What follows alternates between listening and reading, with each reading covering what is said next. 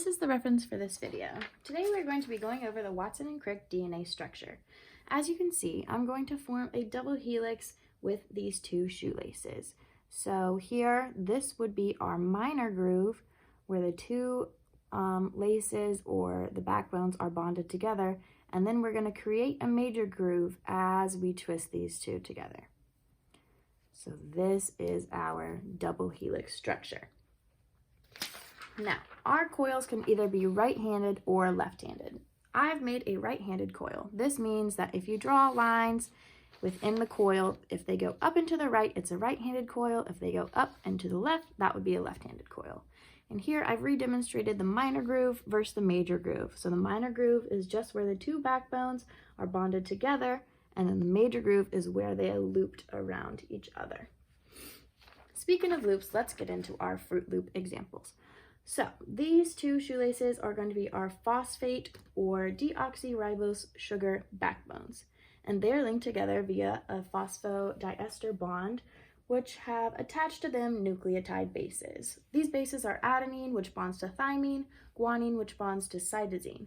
Adenine and guanine are 9-carbon structures called purines, while cytosine and thymine, or uracil and RNA, are 6-carbon structures called pyrimidines. So if this is a cytosine, then we would have a guanine on this loop that would bind these two backbones together. And so the same if we do, they would be anti-parallel or opposite of the base that they are attracted and bonded to on each strand.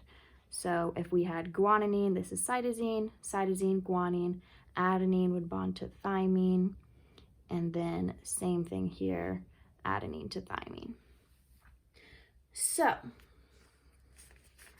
these help make the double helix structure that is bonded together, and these bases are going to stack perpendicularly to the backbones they lay on, and this maximizes the hydrophobic interactions that make up the main force that stabilizes the double helix structure of DNA. So as like charges repel, opposite charges attract. So these backbones have a slightly negative charge, and so they want to repel each other and not bond together, thus denaturing the DNA.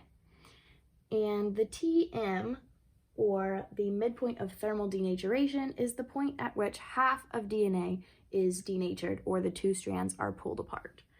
So if we put this into a high concentration of salt buffer, it would shield the negative charges, thus making our two strands want to stay together instead of repel, and this would raise the TM and keep the double helix more intact than if it wasn't in a salt buffer solution.